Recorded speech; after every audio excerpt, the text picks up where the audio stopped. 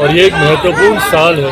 इस साल बिहार में विधानसभा के चुनाव होने और मैं मानता हूं कि जिस मजबूती से एनडीए गठबंधन आगे बढ़ रहा है, चुनाव परिणाम में हम लोगों की जीत तो सुनिश्चित ही है, पर यह विश्वास है कि एक बड़े अंतर के साथ 225 से ज़्यादा सीटों के साथ इस बार एनडीए सरकार बनाएगी और उसी दिशा में आने वाले दिनों में चुनावी कार्यक्रमों की क्या रूपरेखा होगी, इन तमाम विषयों को लेकर चर्चा होगी। एक चुनाव तो दिल्ली में होने जा रहा है, क्या उम्मीद है? पिछली बार तो एक सीट पे चुनाव लड़ा था आपने, इस बार क्या उम्मीद है? पार्टी की क्या रूप होगी? दिल्ली में हम लोगों ने गठबंधन के तहत चुनाव नहीं लड़ा।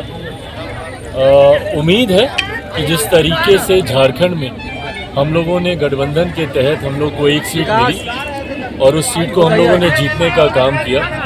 भारतीय जनता पार्टी के साथ बातचीत का सिलसिला चल रहा है। उम्मीद करते हैं कि जो सीट हम लोग चाहते हैं वो हम लोगों को मिले, ताकि जो जीत की श्रृंखला है 100% स्ट्राइक रेट की हमारी पार्टी, उसको हम लोग दिल्ली में भी बरकरार रखें। कितनी सीटों की उम्मीद है दिल्ली के लिए? देखिए, मैं अभी संख्या का जिक्र नहीं करूँगा, बट मैंने हमेशा इस बात को कहा है, मेरे लिए संख्या से ज़्यादा विनेबिलिटी मायने रखती है। मैं सिर्फ दिखाने के लिए कि हम लोग 4 सीट 5 सीट 10 सीट पे हम लोग चुनाव लड़ रहे हैं, मैं कतई वो नहीं लूँगा। जहाँ पे लोक जनशक्ति पार्टी रामविलास का जनाधार होगा, जहाँ से हमारा संगठन, जहाँ पे हमारा संगठन मजबूत होगा, जहाँ पे हमारे प्रत्याशी की मजबूत तैयारी होगी, जिस सीट को जीत कर हम लोग एनडीए गठबंधन को मजबूत करने का हम लोग काम करेंगे, सिर्फ उसी सीट पे हम लोग की दावेदारी है। इंडिया गठबंधन में कांग्रेस और आप पार्टी दोनों एक दूसरे से लड़ रही है। तेजस्वी यादव कह रहे हैं कि सिर्फ लोकसभा के लिए था वो हमारा तो ये गठबंधन। तथाकथित इंडिया अलायंस अब है कि भी नहीं है, अब ये भी नहीं पता। इनके खुद के नेता अब कहने लग गए हैं कि सिर्फ लोकसभा तक ये इंडिया अलायंस था। तो अब तो ये मान लिया जाए कि अब तो जो विपक्षी दलों का ये जो गठबंधन है, अब तो उसका नाम तक नहीं बचा, तो अब उसको इंडिया अलायंस कहलाना भी मुझे नहीं लगता कि उचित होगा।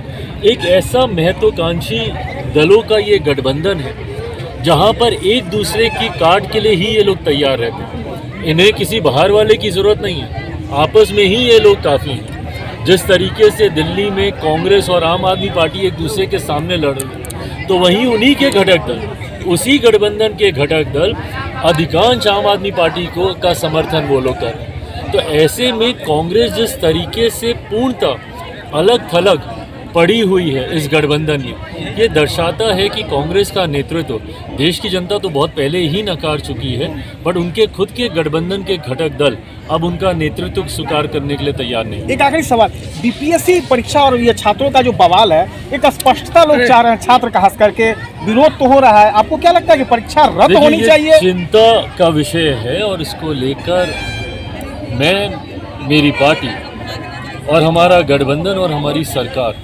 इसके ऊपर लगातार चिंतन और मंथन किया जा रहा है।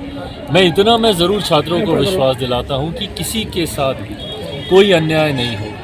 उनके भविष्य के लिए जो उचित और सही फैसला होगा वो सरकार ज़रूर। मांग परीक्षा रद्द करने की हो रही है। देखिए, उनकी मांगों का भी मैं सम्मान करता हूँ, पर क्या सिर्फ परीक्षा को रद्द करने से या पुनः सबके एग्ज़ाम कराने से क्या इस समस्या का समाधान हो सकता है? इस पर जैसा मैंने कहा, सरकार हर विकल्प अभी मंथन कर रही है। छात्रों के साथ अन्याय नहीं होगा, ये विश्वास जरूर है।